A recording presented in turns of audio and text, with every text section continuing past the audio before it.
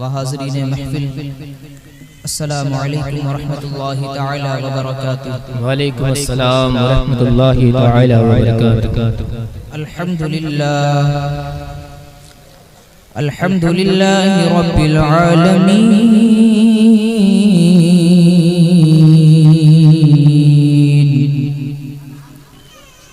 والصلاة والسلام على سيد الأنبياء والمرسلين، أما بعد فأعوذ بالله من الشيطان الرجيم، بسم الله الرحمن الرحيم، يا أيها الذين آمنوا اتقوا الله وكونوا مع الصادقين، آمنت بالله صدق الله العظيم، وبلغنا رسوله النبي الكريم، ونحن على ذلك لمن الشاهدين والشاكرين، والحمد لله رب العالمين۔ آئیے سب سے پہلے ہم اور آپ مل کر آقا کریم رؤوف الرحیم جناب احمد مجتبی محمد مصطفیٰ صلی اللہ علیہ وسلم کی بارگاہ میں درود شریف کا نذرانہ پیش کر لیں اور بآواز بلند پڑھیں، اللہم صلی علی سیدنا و مولانا محمد معدن الجود والکرم وآلہ واصحابہ وبارک وسلم دائما سرمدا ابدا، صلاۃ و سلام علیک یا رسول اللہ صلی اللہ علیہ وسلم۔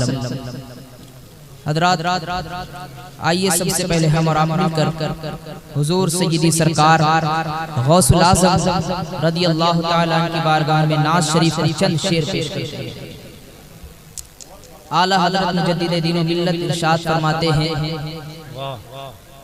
واہ کیا جو واہ کیا مرتبہ اے غوث کے بالا تیرا، سبحان اللہ، اونچے اونچوں کے سروں سے قدم اعلیٰ تیرا، اور سر بھلا کیا کوئی جانے کہ یہ کیسا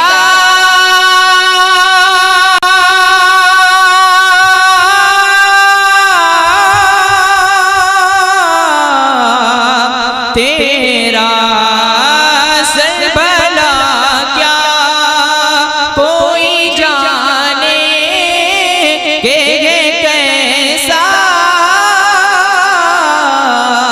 تیرا، اولیاء ملتے ہیں آنکھیں وہ ہے تلوار، سبحان اللہ، ملتے ہیں آنکھیں وہ ہے تلوار، اور آرا حضرت فرماتے ہیں، تجھ سے در در سے در اور در سے مجھے، تجھ سے در در سے سگر سگی سے گئے مجھ کو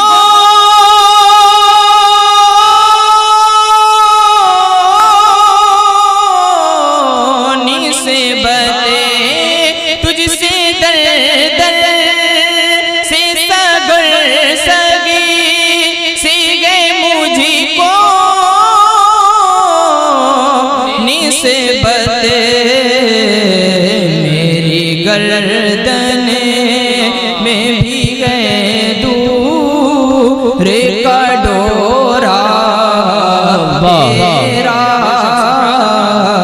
میری گردن میں بھی گئے دور کا ڈورا تیرا۔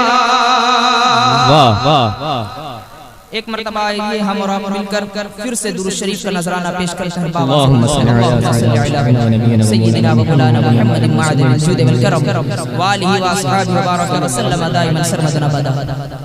حضرات محترم، میں نے جس آیت کریمہ کے تلاوت کرنے کا شرف حاصل کیا، اللہ تبارک و تعالی اس میں ارشاد فرماتا ہے اے ایمان والو اللہ سے ڈرو اور سچوں کے ساتھ ہو جاؤ۔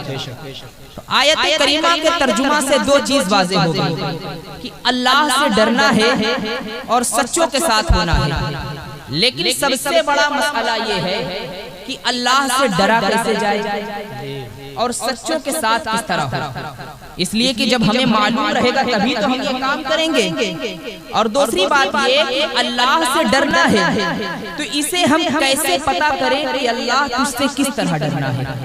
اس لیے کہ بہت سارے معاملات ایسے رہتے ہیں کہ جس میں ہم اپنا دماغ لگاتے ہیں، اور دماغ لگانے کے بعد یہ ہوتا ہے کہ ہم سمجھ رہے ہیں کہ یہ کام صحیح ہو رہا ہے، لیکن دوسرا انسان ہماری رہنمائی کرتا ہے کہ تم تو غلط کام کر رہے ہو، تمہیں اس طرح نہیں کرنا تھا بلکہ اس طرح کرنا تھا۔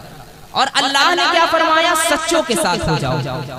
اب اگر ہم اپنا دماغ لگائیں تو بہت مرتبہ ایسا ہوتا ہے کہ ہم کسی سے دوستی کرتے ہیں، کسی سے محبت کرتے ہیں، تو ہم سمجھتے ہیں کہ سامنے والا بڑا اچھا ہے، سامنے والا بڑا نیک ہے، بڑا پرہیزگار ہے، ہم غلط فہمی میں آ جاتے ہیں۔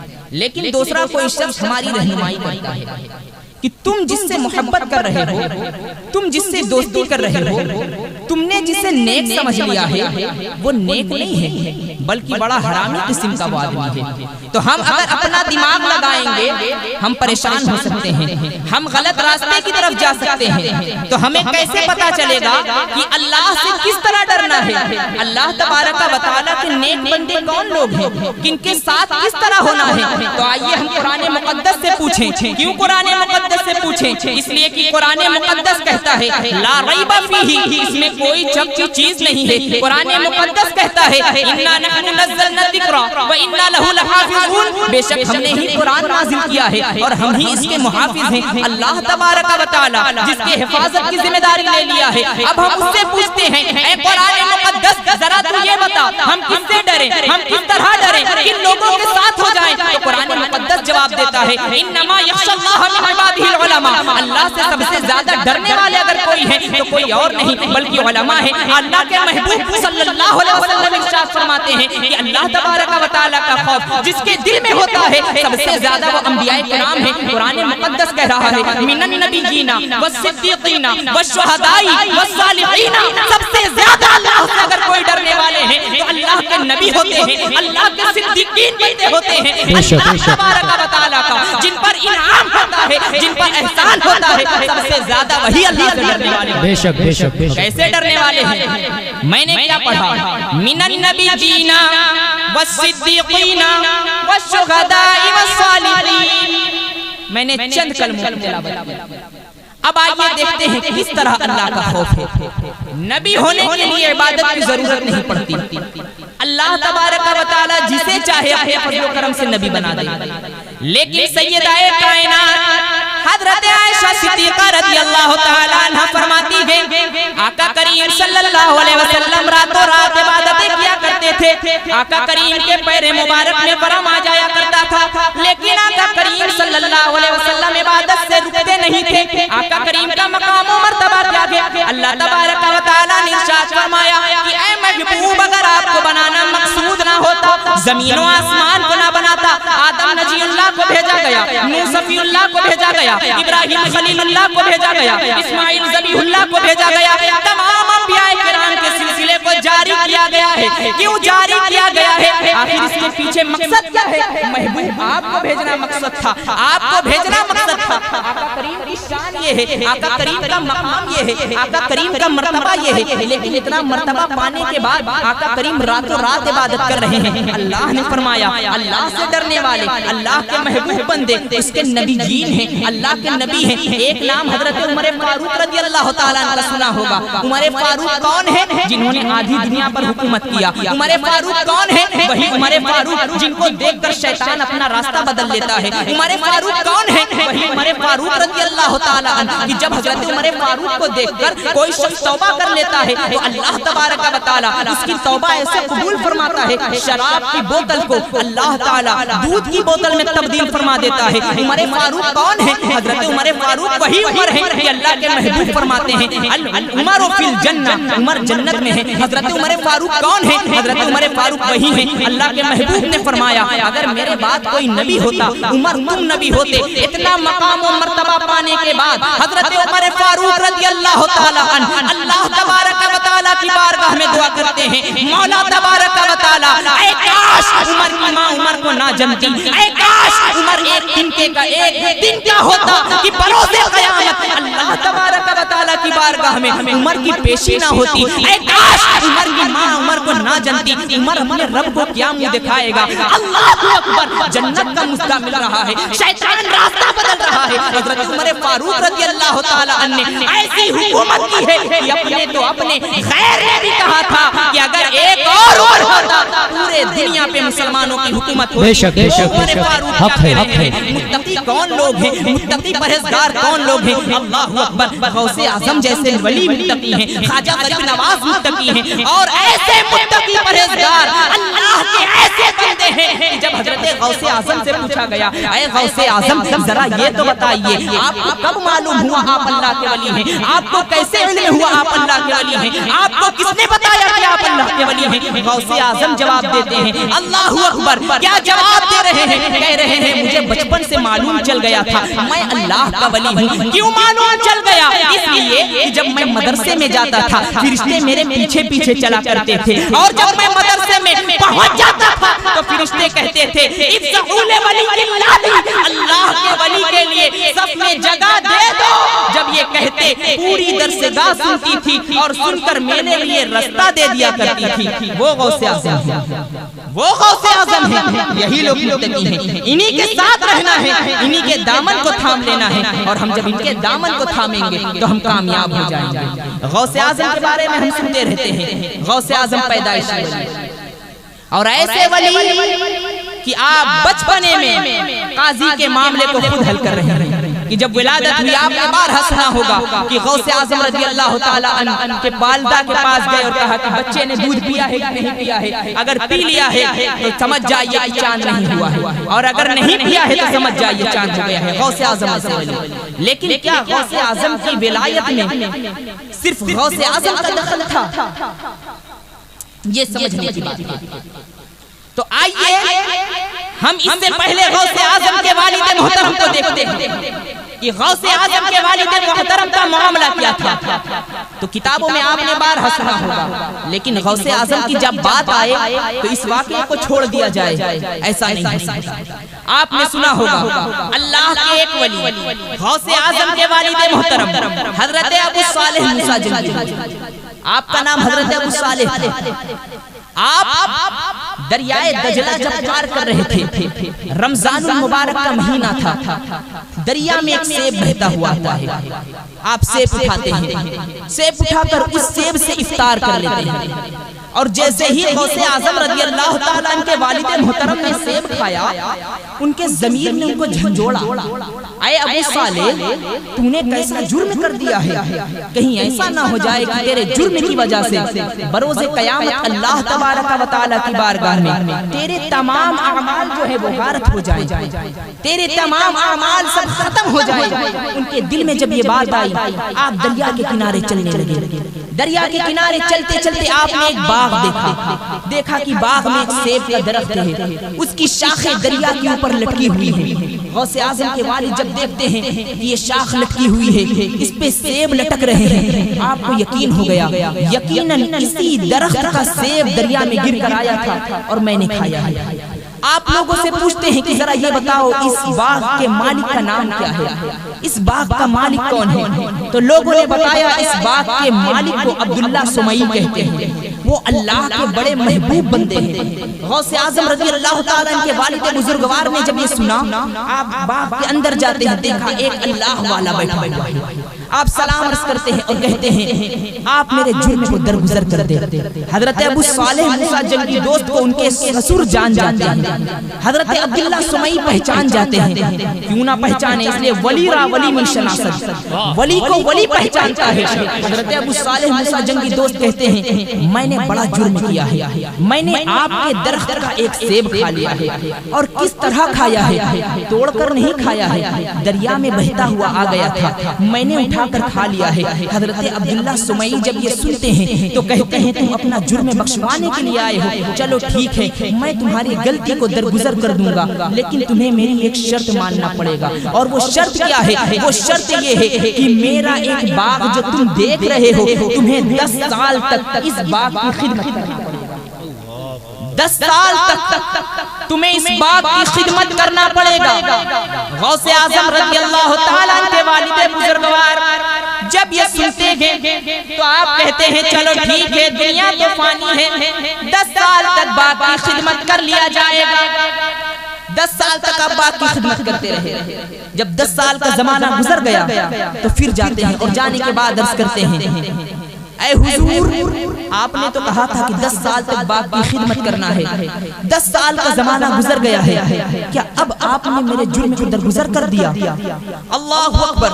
غوث اعظم رضی اللہ تعالیٰ عنہ کے والد بزرگوار جب یہ کہتے ہیں تو حضرت عبداللہ سمعی رضی اللہ تعالیٰ عنہ کہتے ہیں ابھی میری ایک اور شرط ہے، تمہیں جب وہ شرط کو مان لو گے تب تمہارے جرم کو درگزر کر دیا جائے گا۔ حضرت غوث اعظم کے والد محترم کہتے ہیں حضور وہ شرط کیا ہے؟ تو حضرت عبداللہ سمعی رضی اللہ تعالیٰ عنہ فرماتے ہیں میری ایک لڑکی ہے جس میں 5 عیب ہیں، تمہیں اس سے شادی کرنا پڑے گا۔ غوث اعظم کے والد محترم کہتے ہیں حضور وہ 5 عیب کون سا ہے؟ تو وہ عیب شمار کرنا، وہ عیب بتانا شروع کر دیتے ہیں۔ وہ بتاتے ہیں میری بیٹی آنکھ کی اندھی ہے، کان کی بہری ہے، پیر کی لولی ہے، ہاتھ کی لولی ہے، وہ نہ تو غوث اعظم رضی اللہ تعالیٰ عنہ کے والد محترم نے جب یہ بات سنی تو ان کے دل میں خیال آتا ہے کہ ایک سیب کھایا ہے، جرم معاف کروانا ہے، اور پوری زندگی ابھی باقی ہے، ایسی لڑکی سے شادی کر کے کیا ہوگا کہ جو چل نہیں سکتی، جو بول نہیں سکتی، جو دیکھ نہیں سکتی، جو سن نہیں سکتی، جو کوئی کام نہیں کر سکتی۔ ان کے دل میں یہ خیال آیا، لیکن اس کے فوراً بعد اللہ تبارک و تعالی اپنے بندوں کو رسوا ہونے نہیں دیتا ہے بلکہ اپنے بندوں کی مدد فرماتا ہے۔ اور آپ نے سنا بھی ہوگا کہ غوث اعظم رضی اللہ تعالیٰ عنہ آپ جب مجاہدہ کیا کرتے تھے تو شیطان آتا، آپ پر آگ کی بارش کیا کرتا تھا، اور ایسے ویسی شکل میں نہیں آتا، ڈراؤنی شکل میں آتا تھا، اور غوث اعظم رضی اللہ تعالیٰ عنہ پر حملہ کیا کرتا تھا۔ اور ایک مرتبہ تو غوث اعظم رضی اللہ تعالیٰ عنہ پر حملہ کرتے کرتے وہ یہاں تک پہنچ گیا کہ غوث اعظم کو بالکل چھوڑ دیا، آپ عبادت کرتے جا رہے ہیں، لیکن پیاس کی شدت جب آپ کو تڑپاتی ہے تو غوث اعظم رضی اللہ تعالیٰ عنہ سوچتے ہیں کہیں سے تھوڑا سا پانی مل جائے، تو آپ دیکھتے ہیں کہ آسمان پر ایک بادل کا ٹکڑا آیا، اور اس بادل سے ٹکڑے سے اتنی بارش ہوئی کہ غوث اعظم رضی اللہ تعالیٰ عنہ نے اس پانی سے اپنی پیاس بجھا دی۔ جب پیاس بجھائی تو غوث اعظم دیکھتے ہیں کہ وہ جو بادل کا ٹکڑا تھا وہ پورا نور سے روشن ہو گیا، ساری مشرق و مغرب کو اس نے روشن کر دیا، اور روشن کرنے کے بعد اس میں ایک چہرہ نمودار ہوتا ہے، اور وہ چہرہ کہتا ہے کہ اے عبد القادر میں تمہارا رب ہوں، میں تمہارا رب ہوں، میں نے تم پر حرام چیزوں کو حلال کر دیا۔ غوث اعظم رضی اللہ تعالیٰ عنہ جب آپ یہ سنتے ہیں تو آپ پڑھتے ہیں اعوذ باللہ من الشیطان الرجیم، یقیناً تو شیطان مردود ہے، تو شیطان لعین ہے، اس لیے کہ اللہ تبارک و تعالیٰ اپنے بندوں پر حرام چیزوں کو حلال نہیں کرتا۔ شیطان نے جب یہ سنا تو شیطان کہنے لگا کہ اے عبد القادر تم کو تمہارے علم نے بچا لیا۔ تو عبد القادر شیخ عبد القادر جیلانی رضی اللہ تعالیٰ عنہ فرماتے ہیں مجھ کو میرے علم نے نہیں نہیں بچایا، اس لیے کہ مجھ کو میرا علم اگر بچاتا تو مجھ سے پہلے تو تھا۔ شیطان بہت بڑا عالم تھا، وہ پہلے زمین پہ رہتا تھا، کئی سال تک جب اس نے عبادت کیا اللہ نے پہلے آسمان پر بلایا، پھر کئی سال تک عبادت کیا اللہ نے دوسرے آسمان پر بلایا، عبادت کرتا رہا یہاں تک کہ وہ فرشتوں کا استاد ہو گیا۔ لیکن شیطان سے جب اللہ نے کہا آدم کو سجدہ کرو ابا واستکبر وکان من الکافرین، شیطان نے انکار کیا اور تکبر کر لیا تو وہ کافروں میں سے ہو گیا۔ غوث اعظم کہتے ہیں اگر علم بچاتا تو تجھ کو تیرے علم نے کیوں نہیں بچایا، مجھ کو میرے علم نے نہیں بلکہ میرے رب کے فضل نے بچایا ہے۔ یہی بتانا مقصد ہے، اللہ والے جو ہوتے ہیں اللہ انہیں رسوا نہیں کرتا ہے، ان کی مدد فرماتا رہتا ہے۔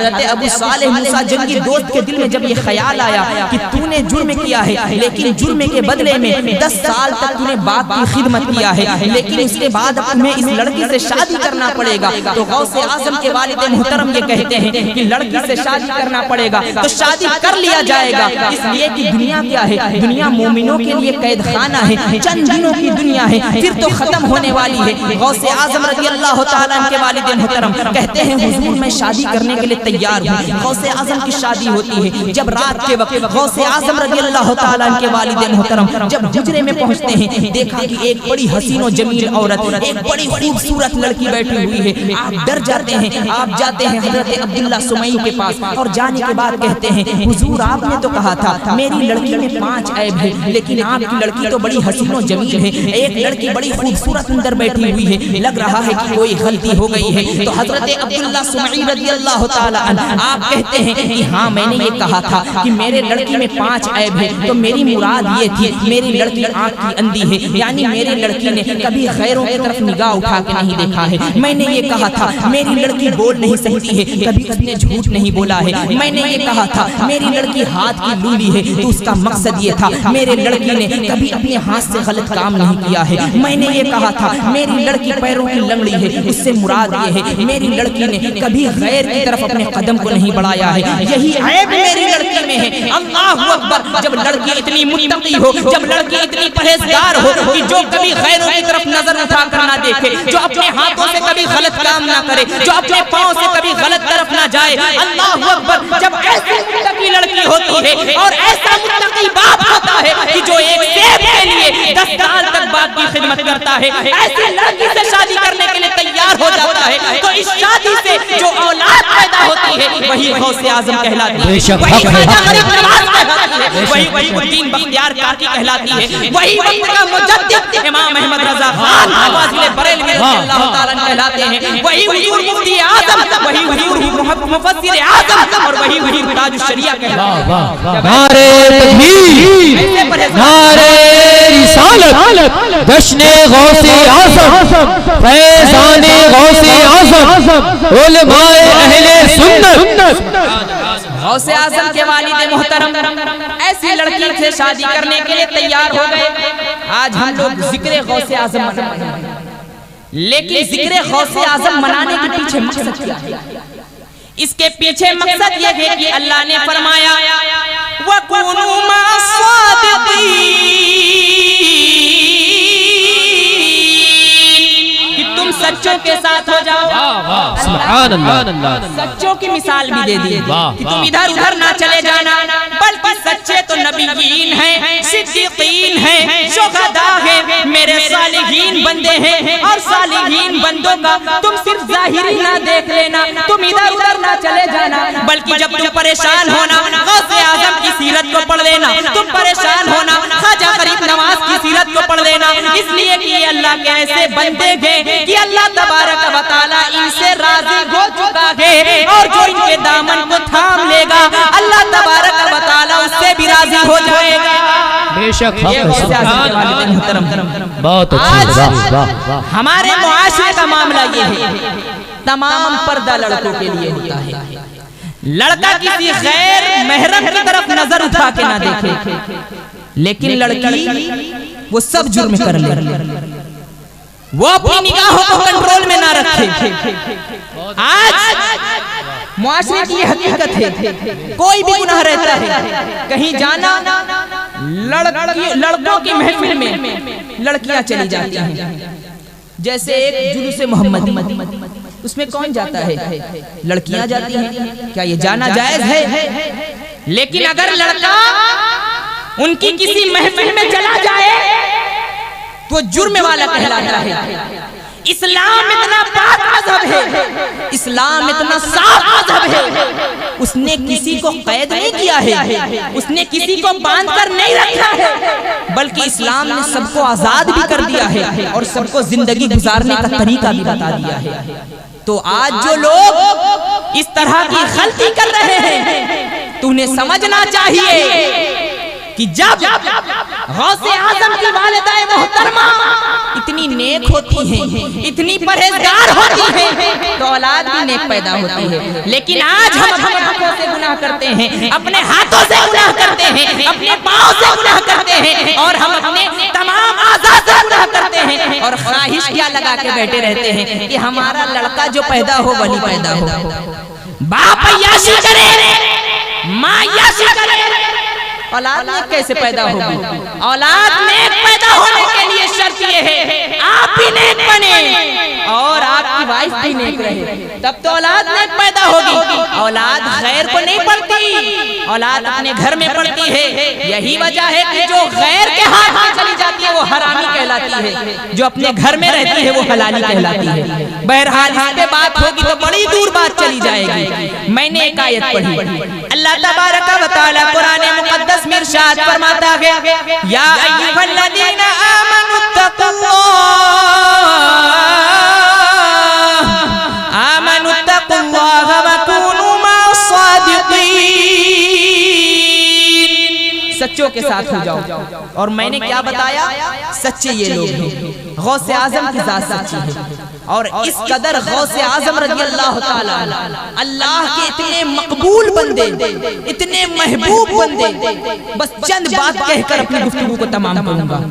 غوث اعظم کی شان، غوث اعظم کا مقام و مرتبہ، اولیاء کرام کی فہرست میں ایک نام حضرت محمد کاکیس رحمت اللہ علیہ، حضرت محمد کاکیس رحمت اللہ علیہ یہ اللہ کے ایسے ولی کہ جن کے مرید 70 بادشاہ تھے، یہ عراق کے سید الاولیاء تھے، عراق کے امیر الاولیاء تھے۔ حضرت محمد کاکیس رحمت اللہ علیہ کے صرف 70 مرید نہیں تھے، بلکہ وہ بادشاہ جو آپ کے تابع تھے، آپ کے جھنڈے کے نیچے چلا کرتے تھے۔ حضرت اعزاز رحمت اللہ علیہ کا بیان ہے کہ میں نے خواب میں آقا کریم رؤوف الرحیم صلی اللہ علیہ وسلم کی زیارت کی، آقا کریم سے میں نے عرض کیا، یا رسول اللہ صلی اللہ تعالی علیہ وسلم، آپ محمد کاکیس کے بارے میں کیا فرماتے ہیں؟ تو آقا کریم صلی اللہ علیہ وسلم نے عرض کیا، آقا کریم نے ارشاد فرمایا، اے اعزاز تم اس شخص کے بارے میں پوچھتے ہو، یہ تو ان لوگوں میں سے ہے کہ بروز قیامت میں ان کی وجہ سے فخر کروں گا کہ ایسے صاحب کمال بزرگ میری امت میں گئے۔ حضرت اعزاز رحمت اللہ علیہ یہ فرماتے ہیں، محمد کاکیس رحمت اللہ علیہ کا یہ مقام و مرتبہ ہے۔ اب آئیے حضرت محمد کاکیس رحمت اللہ علیہ کیا فرماتے ہیں؟ غوث اعظم رحمت اللہ علیہ اپنے والدہ سے اجازت لینے کے بعد 18 سال کی عمر میں آپ بغداد شریف پہنچ جاتے ہیں۔ آپ کے جوانی کا بھی عالم ہے، آپ ابھی نوجوان تھے اور مدرسہ نظامیہ میں آپ تعلیم حاصل کر رہے تھے، مدرسہ نظامیہ میں تعلیم حاصل کر رہے تھے، اور اس وقت حضرت محمد کاکیس رحمت اللہ علیہ آپ بہت بزرگ تھے، آپ بوڑھے ہو چکے تھے، اور بغداد میں آپ خطاب کیا کرتے تھے۔ غوث اعظم نے جب حضرت محمد کاکیس کا شہرہ سنا، آپ کے نام کو سنا، تو ایک دن آپ بھی حضرت محمد کاکیس کے محفل میں چلے جاتے ہیں، اور جانے کے بعد جیسے ہی بیٹھے حضرت محمد کاکیس رحمت اللہ علیہ حضرت غوث اعظم کو دیکھتے ہیں، اور دیکھ کر لوگوں سے کہتے ہیں، اے لوگوں اس شخص کو، اس لڑکے کو اس محفل سے نکال دو۔ لوگ اٹھتے ہیں، پیر کا حکم تھا، اٹھے غوث اعظم کو محفل سے نکال دیا۔ غوث اعظم محفل سے باہر چلے جاتے ہیں، لیکن ذرا سا بھی ناراض نہیں ہوئے۔ پھر دوسری مرتبہ پھر غوث اعظم رحمت اللہ علیہ آپ پھر مجلس میں آتے ہیں تو حضرت محمد کاکیس رحمت اللہ علیہ کہتے ہیں، اے لوگوں اس بچے کو اس محفل سے نکال دو. تو لوگ کہتے ہیں کہ کیسا بچہ ہے، بار بار اس کو نکالا جا رہا ہے لیکن اس کو سمجھ میں نہیں آ رہا ہے، بار بار اندر چلا رہا ہے، بار بار اندر چلا رہا ہے. لوگ حضرت غوث اعظم کے ہاتھ کو پکڑتے ہیں، ہاتھ کو پکڑ کر آپ کو باہر کر دیا. 2 مرتبہ غوث اعظم رحمت اللہ علیہ کو باہر کر دیا گیا. تیسری مرتبہ جب غوث اعظم رحمت اللہ علیہ اندر داخل ہوتے ہیں، حضرت غوث اعظم کو دیکھ کر حضرت محمد کاکیس رحمت اللہ علیہ فرماتے ہیں اے لوگوں اس کو پکڑ کر میرے پاس لے کر آؤ. لوگ غوث اعظم کو پکڑتے ہیں. پکڑنے کے بعد جب حضرت محمد کاکیس رحمت اللہ علیہ کے پاس لے کر گئے تو حضرت محمد کاکیس رحمت اللہ علیہ نے غوث اعظم کی پیشانی کو بوسہ دیا اور کہنے لگے اے عراق والوں، اے بغداد والوں، اللہ کے ولی کے لیے تم کھڑے ہو جاؤ. میں نے 2 مرتبہ ان کو اپنی محفل سے نکالا تھا، اس لیے نکالا تھا کہ تم ان کو پہچان لو، کہ یہ ان کی شکل کو دیکھ لو، ان کی شکل جو ہے تمہارے نظر میں بیٹھ جائے. اس لیے میں نے 2 مرتبہ ان کو نکال دیا تھا. لیکن اب یہ آئے ہیں تو ان کے استقبال کے لیے، ان کے ادب کے لیے تم لوگ کھڑے ہو جاؤ. حضرت محمد کاکیس رحمت اللہ علیہ جب یہ کہتے ہیں تمام لوگ کھڑے ہو گئے. غوث اعظم رحمت اللہ علیہ آپ اس وقت ابھی نوجوان تھے اور حضرت محمد کاکیس بوڑھے تھے. آپ غوث اعظم سے اپنی داڑھی پکڑ کے کہتے ہیں اے بیٹے، ایک وقت ایسا آئے گا کہ تم بغداد میں منبر پر کھڑے ہو کر اعلان کرو گے قدمی ھذہ علی رقبۃ کل ولی اللہ، میرا یہ قدم اللہ کے تمام ولیوں کی گردن پر ہے، میرا یہ قدم اللہ کے تمام ولیوں کی گردن پر ہے. اور اپنی داڑھی پکڑ کے کہتے ہیں بیٹا جب تمہارا یہ وقت آئے تو تم میری سفید داڑھی کا خیال کرنا، تم سفید داڑھی کا خیال کرنا، اس لیے کہ تم میرے بعد بغداد میں قطب الاقطاب ہوگے، فرد الافراد ہوگے. اور حضرت غوث اعظم رضی اللہ تعالیٰ عنہ کی شان میں حضرت محمد کاکیس رحمت اللہ علیہ فرماتے ہیں کل دیک یسیح ویسکت الا دیکک فإنہ یسیح الی یوم القیامت. اے عبد القادر، تمام مرغ بولتے ہیں، بول کر خاموش ہو جاتے ہیں، لیکن تمہارا جو مرغ ہے وہ صبح قیامت تک چیختا رہے گا. تبھی تو اعلیٰ حضرت نے کیا فرمایا، مرغ سب بولتے گئے، بول کے چپے رہتے گئے، اصیلے کے نواسج رگے گا تیرا. یہ غوث اعظم کی شان ہے، یہ غوث اعظم کا مقام و مرتبہ ہے کہ بڑے بڑے اولیاء کرام نے غوث اعظم کے لیے اپنی گردنیں جھکا دی. خود حضرت جنید بغدادی رحمت اللہ علیہ غوث اعظم سے 100 سال پہلے کے بزرگ ہیں اور غوث اعظم کے پیر و مرشد میں آتے ہیں. غوث اعظم کے پیر و مرشد میں آپ کا نام شمار ہوتا ہے. حضرت جنید بغدادی رحمت اللہ علیہ ایک مرتبہ آپ جمعہ کے دن منبر پر چڑھ کر خطبہ دے رہے تھے. آپ پر ایک کیفیت طاری ہوتی ہے، آپ اپنی بے ہوش، آپ کی آنکھ بند ہو جاتی ہے، لیکن جب آنکھ کھلی تو آپ کہتے ہیں کہ اس کا قدم میری گردن پر بغیر کسی انکار کے ہے.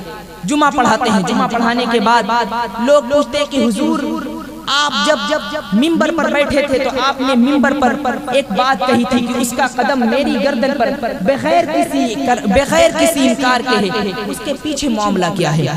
تو حضرت جنید بغدادی رحمت اللہ علیہ کہتے ہیں غوث اعظم کے پیر و مرشد میں آتے ہیں اور آپ سے کتنے سال پہلے کے ہیں. آپ کہتے ہیں کہ ہاں میں نے جو ایک بات کہی تھی اصل میں معاملہ یہ تھا، میں جب منبر پہ بیٹھا تھا، میں جب خطاب کر رہا تھا تو مجھ پر کیفیت جو ہے وہ جذبے کی آئی، میری آنکھ بند ہو گئی، مجھ پر ایک چیز ظاہر ہو گئی. میں نے دیکھا کہ بغداد کی سرزمین پر ایک بچہ پیدا ہونے والا ہے، گیلان کی سرزمین پر ایک بچہ پیدا ہونے والا ہے، بغداد کی سرزمین اس کا مسکن ہوگا. ایک زمانہ آئے گا اور وہ یہ کہے گا کہ اے لوگوں، اے اللہ کے ولی، تمام ولیوں کی گردن پر میرا یہ قدم ہے. وہ کہے گا قدمی ھذہ علی رقبۃ کل ولی اللہ، میرا یہ قدم اللہ کے تمام ولیوں کی گردن پر ہے. وہ کہتے ہیں جنید بغدادی کہ جب انہوں نے یہ کہا تو میرے دل میں یہ خیال آیا کہ ابھی تو وہ میرے زمانے میں نہیں ہیں، وہ تو بعد میں ہوں گے، بعد میں آنے والے کے قدم کو میں اپنے گردن پر کیوں لوں،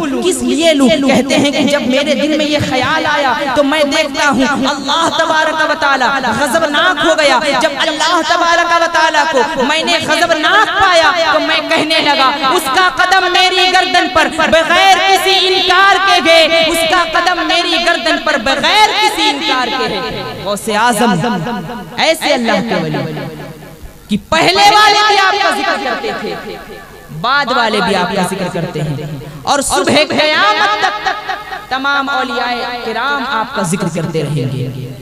اور آج کچھ لوگ غوث اعظم کے میلاد منانے پر انکار کرتے ہیں۔ اچھا، انہی کے مطابق تم غوث اعظم کو ولی نہیں مانتے تو غوث اعظم کو عالم تو مانتے ہو؟ اور اللہ کے محبوب نے کیا فرمایا؟ العلماء ورثۃ الانبیاء، علماء انبیاء کے وارث ہیں۔ تو کیا بتاؤ نبی کا کوئی وارث ہوگا تو ایسا ویسا شخص ہوگا؟ نہیں، ایسا ویسا شخص نہیں رہے گا۔ اگر ان کی ولایت کا کتنے لوگ ایسے تھے کہ غوث اعظم جب واز کر رہے تھے تو انہوں نے جسارت کیسی کی کہ غوث اعظم کے منبر کے اوپر سے اڑنے لگے۔ ان کے ساتھ معاملہ کیا ہوا؟ اللہ نے ان کی ولایت کو چھین لیا، بالکل گر گئے زمین پر۔ پھر غوث اعظم کی بارگاہ میں آ کر رونے لگے، عرض کرنے لگے ہم سے بڑی غلطی ہو گئی ہے، ہم نے بہت بڑا جرم کر دیا ہے، آپ رب کی بارگاہ میں ہمارے لیے سفارش فرمائیں۔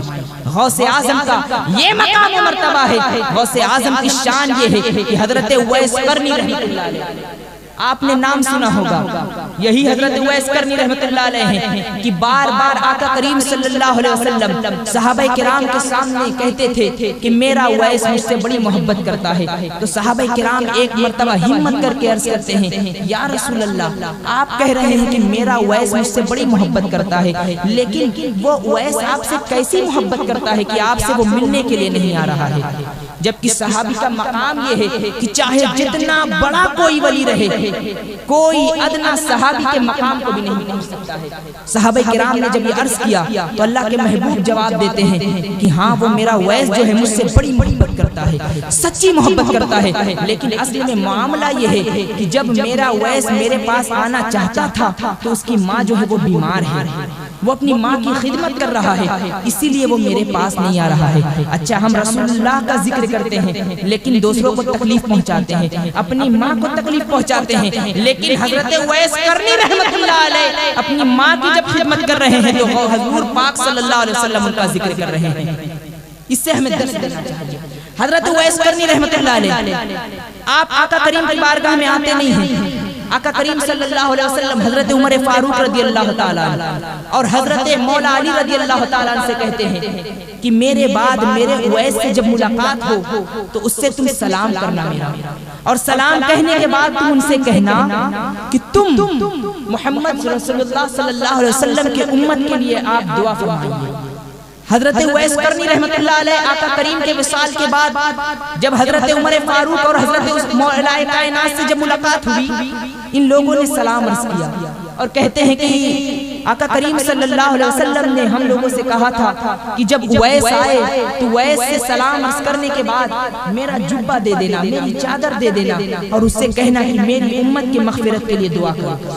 حضرت اویس قرنی رحمۃ اللہ علیہ جب یہ بات سنتے ہیں آپ سجدے میں گر جاتے ہیں۔ سجدے میں گرے، غیب سے ندا آئی، اے اویس تمہارے سجدے کی وجہ سے، تمہاری دعا کی وجہ سے میں نے امت محمدیہ کے آدھے لوگوں کو بخش دیا ہے، لیکن آدھے لوگوں کو میں کب بخشوں گا؟ بغداد کی سرزمین پر میرا ایک ولی آنے والا ہے جسے لوگ غوث اعظم کہیں گے، وہ جب امت محمدیہ کی مغفرت کی دعا کرے گا تو آدھی امت کو میں عبد القادر کی دعا سے بخش دوں گا۔ یہ غوث اعظم کا مقام ہے، یہ غوث اعظم کا مرتبہ ہے، یہ غوث اعظم کی شان ہے۔ تمام لوگوں نے غوث اعظم کا ذکر کیا، تمام لوگوں نے غوث اعظم سے فیض حاصل کیا ہے۔ کہاں تک بیان کیا جا سکتا ہے؟ کس نے نہیں غوث اعظم کا ذکر کیا ہے؟ غوث اعظم کے کئی سو سال پہلے ایک بزرگ حضرت ابو بکر بطائحی رحمۃ اللہ علیہ، آپ اللہ کے ایسے ولی کہ جن کو خواب میں حضرت ابو بکر صدیق رضی اللہ تعالی عنہ کی زیارت ہوتی ہے، مصافحہ کیا، حضرت ابو بکر صدیق نے اپنا جبہ فرمایا۔